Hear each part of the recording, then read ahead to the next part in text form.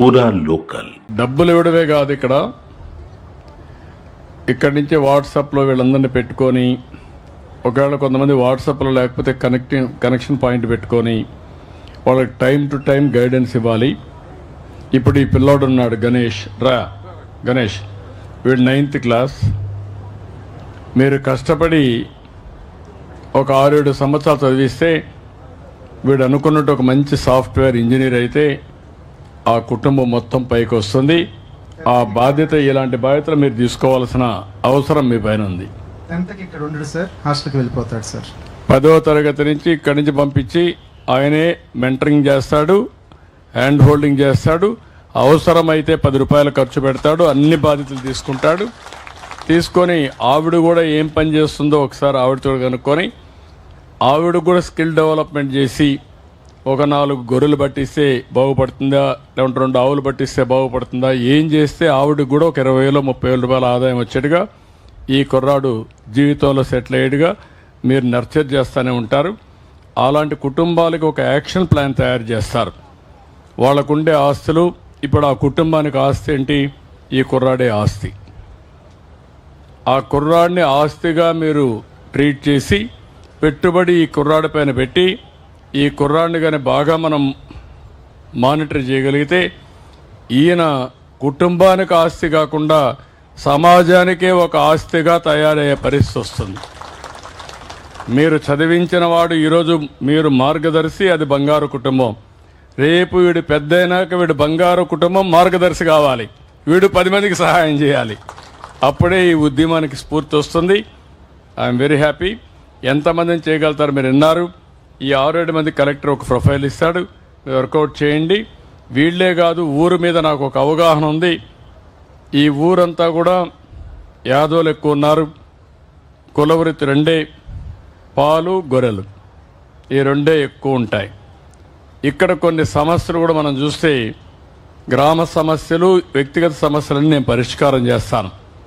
మీరు చేయాల్సింది ఆర్థికంగా వీళ్ళ పైకి తీసుకురావడం, ఆరోగ్యపరంగా వీళ్ళకి గైడెన్స్ ఇవ్వడం.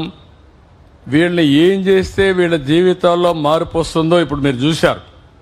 వాళ్ళకుండే రోజువారీ కార్యక్రమంలో ఈరోజు ఈ కార్యక్రమంలో కూర్చుంటే కొంచెం ఆలోచన చేసే పరిస్థితికి వస్తారు. వాళ్ళు కూర్చోలేకపోయారంటే వాళ్ళకుండే ఇబ్బంది.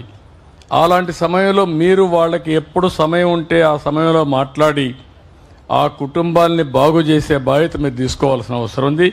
నువ్వు ఎట్లయితే 2030కి 10,000 కోట్ల రూపాయలు టర్న్ ఓవర్ చేయాలనుకుంటున్నావో, నీకు అప్పచెప్పిన 10 కుటుంబాలు 2030కి ఎక్కడుంటారు, 2035కి ఎక్కడుంటారు, 40కి ఎక్కడుంటారు, 47కి ఎక్కడుంటారో మీరు చూసి నాకు చూపించాలి.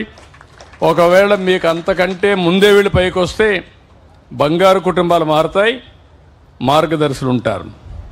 ఒకవేళ మార్గదర్శులు కూడా చేయకుండా పారిపోతే వేరే మార్గదర్శులు వస్తారు. ఉద్యమం మాత్రం కంటిన్యూ అవుతుంది. నేను ఒకటే ఆలోచిస్తున్నా, ఇది ఒక మిషన్ అప్రోచ్ తీసుకున్నా. జీవితంలో చాలా కార్యక్రమాలు చేశాను.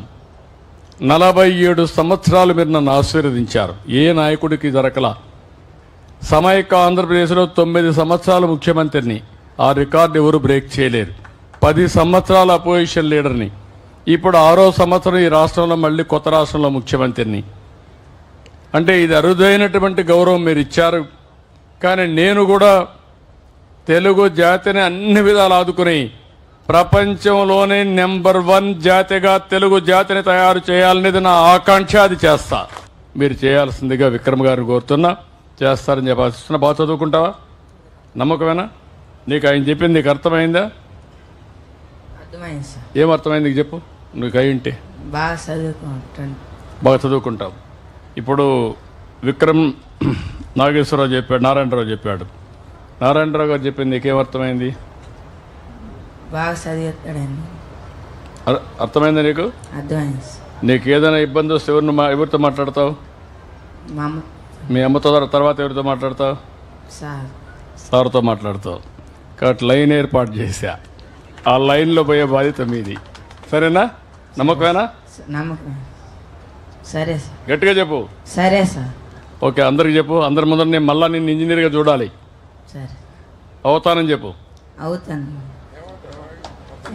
మొత్తం నువ్వు బ్రీఫ్గా చెప్పు. నువ్వు 9వ తరగతి స్టూడెంట్ కదా, ఓకే, చిన్నగా అందరికీ చెప్పేసి బాగా చదువుకొని అవుతానని. నేను బాగా చదువుకొని ఇంజనీర్ అయినా అవుతాను సార్. Thank you. గట్టిగా చప్పట్లు కొట్టి నిండు మనసుతో ఈ చిరంజీవిని ఆశీర్వదించండి.